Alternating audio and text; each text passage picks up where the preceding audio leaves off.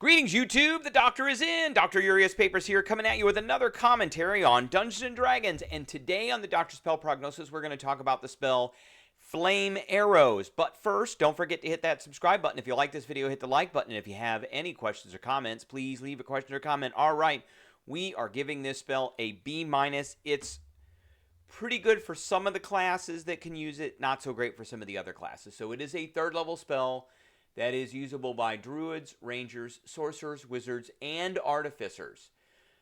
Takes one action to cast. It's touch, verbal, and somatic. It lasts for an hour, and you have to concentrate on it because it is a concentration spell. If I were casting this, I probably would concentrate on this, unless you're like a wizard or a sorcerer or something like that. There's probably some classes that you can combine with these to make this spell better. But if you're casting this on like the fighter or the archer fighter or the ranger, and the ranger can't cast it, then there's probably better third level spells that the wizard and the sorcerer could be casting, and probably the druid, other than this spell. So it lasts for an hour. So you touch a quiver of arrows or bolts. When a target is hit by a ranged weapon attack using a piece of ammunition drawn from that quiver, they take an extra 1d6 fire damage. Spell's magic ends on the piece of ammunition when it hits or misses. So it's gone, regardless of whether you hit or miss. And the spell ends when 12 pieces of ammunition have been drawn from the quiver. For each level that you upcast this, you get an additional 2 pieces of ammunition. So if you cast it at 4th level, you get 14. Probably not worth upcasting this, because there are definitely way better 4th level spells with this. So let's talk about some of the classes that can use this. I particularly want to talk about the ranger. So rangers do get bows, or proficiency with bows, martial weapons right there. They get their favorite enemy. They can get a fighting style where they get a +2 to attack rolls with ranged weapons. They do get some spells. So let's look. They do not get 3rd level spells until 9th level because they're half casters. And there are a few other things. They get extra attack, which is nice. So you can be doing a d6 per. Now, some of the spells that they can cast that go along with this, obviously you can't cast Hunter's Mark, because Hunter's Mark is a concentration spell. So if you cast this, you're not casting Hunter's Mark. But there are some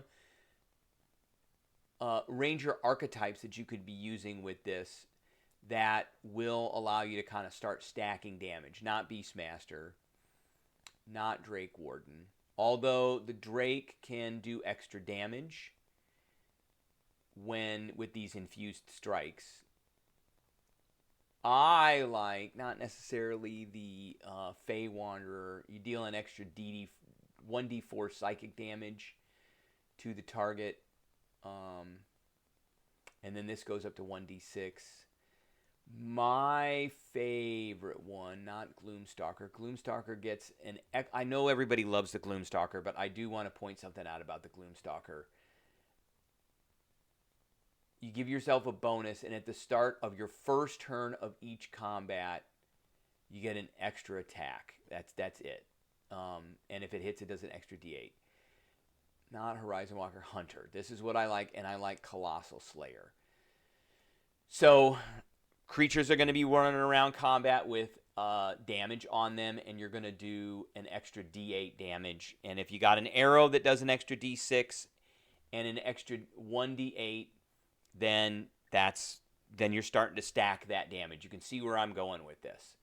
Now let's talk about fighter, and I like the Arcane Archer with this as well, because you get these special arcane shots, and one of the best ones is Grasping Arrow, which does poison damage. So now you got a Flaming Arrow that also does an extra 2d6 poison damage. So you could be taking levels in Wizard to get this spell. This is a higher level spell, so you might You might want to take a few levels in fighter and more levels in wizard, or more levels in ranger, or more levels in druid to get to where you're going. I want to talk about the rogue. Of course, we've got sneak attack, which does an extra d6s depending on your level. Plus, if you're using arrows, then if they're flaming arrows, they do an extra d6. In addition, you've got the assassin. So you have advantage on attack rolls against a creature that hasn't taken combat yet. In addition, any hit you score against a creature that is surprised, and we've talked about the surprise rules and how they're not really used correctly, but any creature that's surprised, it's automatically a crit hit, so that 1d6 from the flame arrow is actually 2d6 damage. And the last thing I want to talk about in conjunction with this is Elven Accuracy. So this can go with a build with a lot of other spells and abilities that go for crit fishing. That is, you're trying to get critical hits.